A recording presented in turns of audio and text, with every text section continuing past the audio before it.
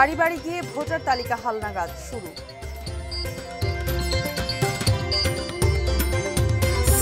Medical ভর্তিতে কোটার প্রতিবাদে বিক্ষোভ, পরীক্ষায় প্রথম খুলনার সুশোভন। এবং রিসোর্ট বানাতে জমি দখলের অভিযোগ সাবেক ডিবি প্রধান হারুনের বিরুদ্ধে।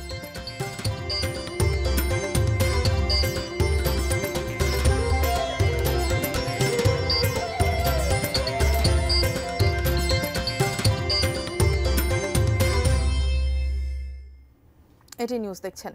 সারা দেশের সর্বশেষ খবরাখবর নিয়ে এটি নিউজের নিয়মিত আয়োজন দেশের খবরে আমন্ত্রণ জানাচ্ছি আমি মারিয়া শিমু। শুনছিলেন আকিজ বশির গ্লাসের সৌজন্যে শিরোনামগুলো। বিস্তারিত জানাবো। নির্বাচনের নামে প্রহসন চায় না ইসি, বলেছেন প্রধান নির্বাচন কমিশনার এএমএম নাসির উদ্দিন। সাভারে বাড়ি বাড়ি গিয়ে ভোটার তালিকা হালনাগাদ কার্যক্রমের উদ্বোধনী অনুষ্ঠানে তিনি ভোটের দিন অনিয়ম ঠেকানোর আহ্বান জানান। বলেন, মানুষকে ভোটাধিকার ফিরিয়ে দিতে প্রতিশ্রুতিবদ্ধ ওই কমিশন। 2 বছর পর বাড়ি বাড়ি গিয়ে ভোটার তালিকা হালনাগাদ কার্যক্রম শুরু করল নির্বাচন কমিশন। এর মাধ্যমে 2008 সালের জানুয়ারির আগে যাদের জন্ম তারা ভোটার হতে পারবেন। একই সাথে মৃত দ্বৈত নাগরিক ও বিদেশি, বিশেষ করে রোহিঙ্গারা বাদ পড়বেন। প্রথমবারের জন্য যারা ভোটার হচ্ছেন তাদের চাওয়া ভোটাধিকার প্রতিষ্ঠা পাবে সবার। আমরা চাই আমরা যেন সুষ্ঠুভাবে ভোট দিতে পারি, আমাদের পছন্দের প্রার্থীকে ভোট দিতে। সাভারে উপজেলা পরিষদ মিলনায়তনে হালনাগাদ কার্যক্রম উদ্বোধন করেন প্রধান নির্বাচন কমিশনার এএমএম নাসির উদ্দিন। সাথে ছিলেন 4 নির্বাচন কমিশনারও। উদ্বোধনী অনুষ্ঠানে সিইসি বলেন, মানুষের ভোটাধিকার ফেরানোর এটাই সুযোগ, এ সুযোগ কাজে লাগাতে হবে। এই 18 কোটি মানুষ যে বঞ্চিত হলো তারা কোথায় যাবে? তাদের বঞ্চনার কথা কার কাছে বলবে? তাদের বঞ্চনার বিষয়টি কে দেখবে? Election commission.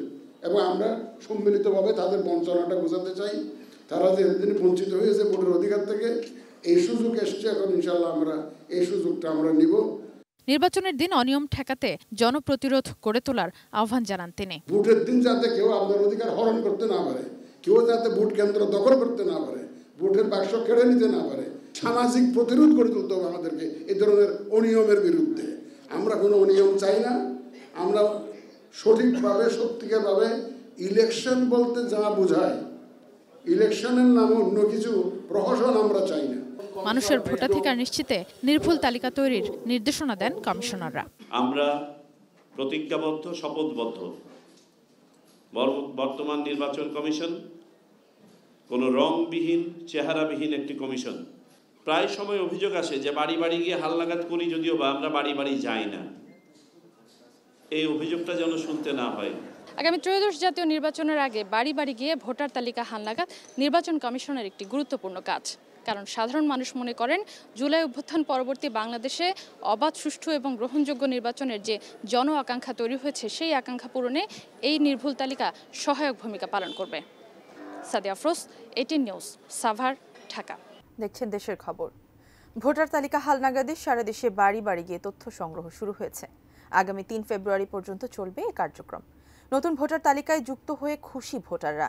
তথ্য সংগ্রহকারীদের নানাভাবে সহায়তা করছেন স্থানীয়রাও। প্রতিনিধিদের পাঠানো তথ্য ছবিতে ডেস্ক রিপোর্ট। ভোটার তালিকা হালনাগাদ করতে ব্রাহ্মণবাড়িয়া সকাল থেকে কর্মীরা বাড়ি বাড়ি যান, তথ্য সংগ্রহ করেন। যারা তালিকায় অন্তর্ভুক্ত হননি তাদের প্রয়োজনীয় তথ্য ও প্রমাণ নিয়ে অন্তর্ভুক্ত করা হচ্ছে। মাঠ পর্যায়ে সরকারি প্রাথমিক বিদ্যালয়ে 248 জন প্রধান শিক্ষক, সুপারভাইজার এবং তথ্য সংগ্রহকারী কর্মী হিসেবে সরকারি প্রাথমিক বিদ্যালয়ের 1080 জন সহকারী শিক্ষক দায়িত্ব পালন করছেন। নতুন ভোটার তালিকায় নিজের নাম লেখানোর সুযোগে আনন্দিত সম্ভাব্য নতুন ভোটাররা। আজকে আমার খুব ভালো লাগতেছে যে আমি দেশের নাগরিক হতে পারছি। জন্ম নিবন্ধন লাগবে, মা বাবার আইডি কার্ডের ফটোকপি, শিক্ষাগত যোগ্যতার সার্টিফিকেটের ফটোকপি আর বিদ্যুৎ বিলের কপি যদি সে ভাড়াটিয়া হয়ে থাকে। কুমিল্লা সিটি কর্পোরেশন 8টি পৌরসভা এবং 17টি উপজেলার 193টি ইউনিয়নে ভোটার হালনাগাদ কার্যক্রম শুরু হয়েছে। 2004 জন তথ্য সংগ্রহকারী কর্মী এবং সুপারভাইজার হিসেবে কাজ করছেন 404 জন। তথ্য সংগ্রহের জন্য জেলাকে 4টি ধাপে ভাগ করা হয়েছে। পার্বত্য জেলা বান্দরবানের 7টি উপজেলায় পাড়ায় পাড়ায় ভোটার তালিকা হালনাগাদ কার্যক্রম চালাচ্ছেন তথ্য সংগ্রহকারীরা। ভোটার তালিকায় রোহিঙ্গাদের অন্তর্ভুক্তি ঠেকাতে নির্বাচন কমিশন থেকে কঠোর নজরদারি হচ্ছে। জারি হয়েছে পরিপত্র। এখন 18 বছর পূর্ণ হয়েছে, এনারা আসছেন, মানে সব কাগজপত্র জমা দিয়েছি। সব কাগজপত্র ঠিক করে আমি সব জমা দিয়েছে। এখন আমার খুব ভালো লাগছিল নতুন ভোটার। বিদেশি নাগরিক বা রোহিঙ্গা রয়েছে তারা যাতে ভোটার হতে না পারে এবং আমাদের জাতীয় পরিচয় পেতে না পারে, সেজন্য আমরা অত্যন্ত দক্ষতার সাথে এবং সতর্কতার সাথে আমরা যারা আছি আমরা তাদেরকে প্রশিক্ষণ দিয়েছি, তারা যাতে সে বিষয়ে কাজ করে। জিনিয়া ইসলাম, ডেস্ক রিপোর্ট, এটিএন নিউজ। গোপালগঞ্জে চলছে বাড়ি বাড়ি গিয়ে ভোটার তালিকা হালনাগাদ। পৌরসভার 11 নং ওয়ার্ড থেকে যুক্ত হচ্ছেন সহকর্মী সজীব বিশ্বাস। সজীব, এই যে নতুন যারা ভোটার তালিকায় যুক্ত হতে পারছেন বা ভোটার তালিকায় হালনাগাদ যাদের হচ্ছে, তাদের অনুভূতিটা আসলে কেমন?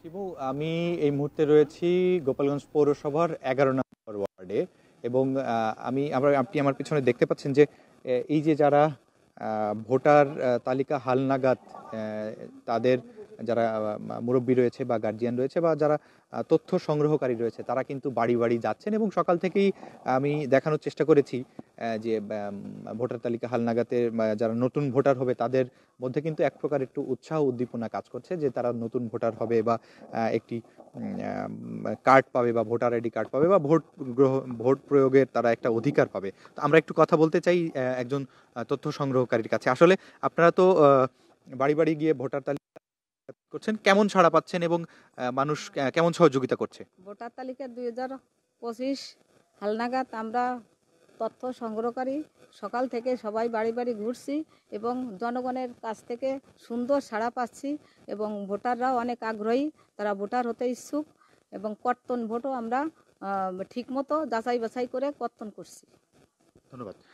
শিবু, শুনলেন আসলে আজকে থেকে কিন্তু শুরু হলো যে ভোটার তালিকা হালনাগাদ, এটি কিন্তু চলবে আগামী 3 ফেব্রুয়ারি পর্যন্ত।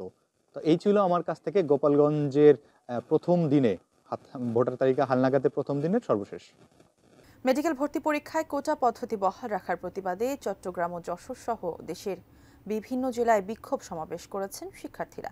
দুপুরে চট্টগ্রাম প্রেস ক্লাবের সামনে কোটা বিরোধী বিভিন্ন স্লোগানে মিছিল করে চট্টগ্রামের বৈষম্য বিরোধী ছাত্র আন্দোলন। এ সময় 24 ঘন্টার মধ্যে কোটায় সুযোগ পাওয়া পরীক্ষার্থীদের ফল বাতিল করে আবারও প্রকাশ না করলে কঠোর কর্মসূচির ঘোষণা দেন চট্টগ্রামের কেন্দ্রীয় সমন্বয়ক রাসেল আহমেদ। এদিকে একই ঘটনায় যশোরে মানববন্ধন করেছে বৈষম্য বিরোধী ছাত্র আন্দোলন।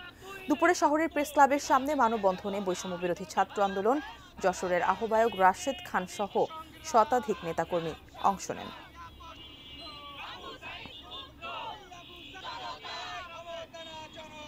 বাণিজ্য মেলার খবর মেলায় মেলায়।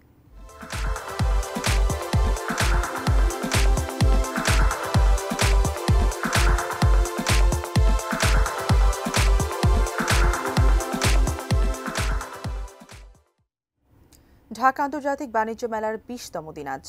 মেলার আজকের দিনের খবর জানিয়েছেন সহকর্মী মাহাদি সেকেন্দার।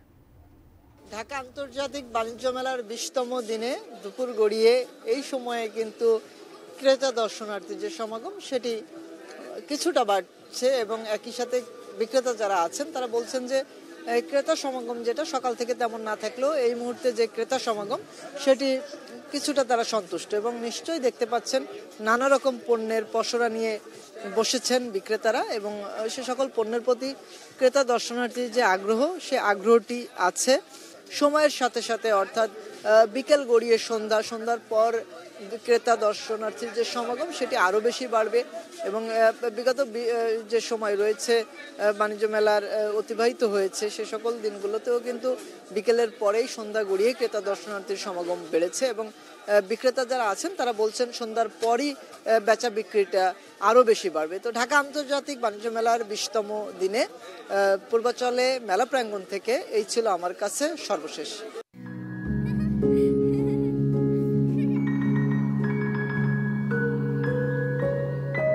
প্রতিদিন এমন ছোট ছোট মুহূর্তগুলো তৈরি করে জীবনের গল্প। Hatil, live and relive. কিশোরগঞ্জের হাওরে প্রেসিডেন্ট রিসোর্টের জন্য জমি দখলের অভিযোগ উঠেছে সাবেক পুলিশ কর্মকর্তা হারুনুর রশিদের বিরুদ্ধে। এতদিন ভয়ে মুখ না খুললেও এখন কথা বলছেন ক্ষতিগ্রস্তরা। কিশোরগঞ্জ প্রতিনিধি শফিক আদনানের তথ্য ও ছবিতে ডেস্ক রিপোর্টে থাকছে বিস্তারিত। হাওরের বুকে গড়ে ওঠা বিলাসবহুল প্রেসিডেন্ট রিসোর্টটিতে এখন শুনশান নীরবতা। 5 আগস্টের পর থেকেই থেমে গেছে পর্যটকের আনাগোনা, আলো ঝলমলে পার্টি বা কর্মীদের হাঁক ডাক। 2021 সালের 3 সেপ্টেম্বর কিশোরগঞ্জের মিঠামইনের হোসেনপুরে এই রিসোর্টটির যাত্রা শুরু। কাগজপত্রে এর মালিক ঢাকার সাবেক ডিবি প্রধান হারুনুর রশিদের স্ত্রী ও ভাই হলেও আসল মালিক সাবেক পুলিশ কর্মকর্তাই। প্রায় 30 একর জায়গা জুড়ে প্রেসিডেন্ট রিসোর্টের 20টি দোতলা কটেজে রয়েছে বিলাসবহুল 40টি স্যুট। আছে রেস্টুরেন্ট, পার্টি সেন্টার, শিশুদের খেলার জায়গা, সুইমিং পুল, ওয়াচ টাওয়ার সহ অনেক কিছু। কটেজগুলোর মাঝখানে বিশাল দিঘি, তার মাঝে হেলিপ্যাড। বিগত সরকারের আমলে মন্ত্রী, সচিব, ঊর্ধ্বতন কর্মকর্তা ও প্রভাবশালী ধনাঢ্য ব্যক্তিরা রিসোর্টে বেড়াতে যেতেন। এক একটি স্যুটের দৈনিক ভাড়া ছিল 6,000 থেকে 28,000 টাকা পর্যন্ত।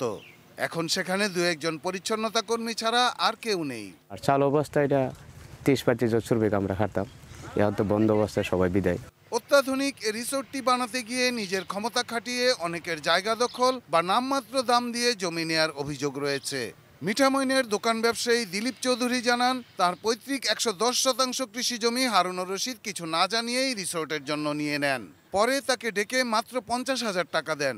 শুধু দিলীপই নন, হারুনের নিজ গ্রাম হোসেনপুরের সৌদি প্রবাসী মানিক মিয়ার 5.5 একর, অষ্টগ্রামের মোশতাক আহমদ কমলের প্রায় 18 একর জমি সহ আরও বেশ কয়েকজনের জমি দখলের অভিযোগ উঠেছে। কারো কাছ থেকে কম টাকা দিয়ে দলিল নিছে, কারো কাছ থেকে দলিল নিতে পারে নাই, এভাবেই নিয়ে গেছে। টাকা দিচ্ছি দিয়ে দিচ্ছি করে এগুলি এরকম অভিযোগও আমরা শুনছি। এতদিন ক্ষমতা ছিল, কেউ টাকা চাইতে সাহস পায় নাই। আমাকে 50,000 টাকা দিয়ে গেছেন, দাম দর করে নাই, এইভাবে পড়ে রয়েছে। কিন্তু অনেকদিন যাবত ওনার পিছনে দেখা করতে পারি নাই ক্ষমতার বলে। আমি আমার জায়গাটা ফেরত চাইতেছি। এদিকে জমি দখল সহ নানা অভিযোগের তদন্তে গত 9 ডিসেম্বর প্রেসিডেন্ট রিসোর্টে অভিযানে যায় এনবিআর এর কেন্দ্রীয় গোয়েন্দা দল। সেখান থেকে বিনিয়োগ, আয় ব্যয়ের হিসাব ও কম্পিউটারের হার্ড ডিস্ক সহ বিভিন্ন নথিপত্র জব্দ করেন তারা। রিসোর্টের জন্য স্থানীয়দের জমি দখলের কোনো লিখিত অভিযোগ পাননি বলে জানিয়েছেন মিঠামইনের ইউএনও। সেখানে হয়তো কিছু পেমেন্ট বাকি থাকতে পারে, এরকম কিছু কথা লোকমুখে কথা আমরা শুনেছি, বাট আমার কাছে লিখিতভাবে বা অফিসিয়ালি কোনো অভিযোগপত্র এখনো পর্যন্ত দাখিল হয়নি। Shahidul Rana, desk report, ATN news. শেষ করব দেশের খবর, তবে তার আগে আকিস বসির গ্লাসের সৌজন্যে শিরোনামগুলো জানিয়ে দিচ্ছে আরেকবার। বাড়ি বাড়ি গিয়ে ভোটার তালিকা হালনাগাদ শুরু।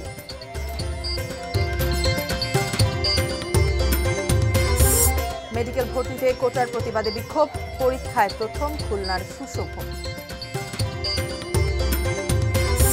এবং রিসোর্ট বানাতে জমি দখলের অভিযোগ সাবেক ডিবি প্রধান হারুনের বিরুদ্ধে।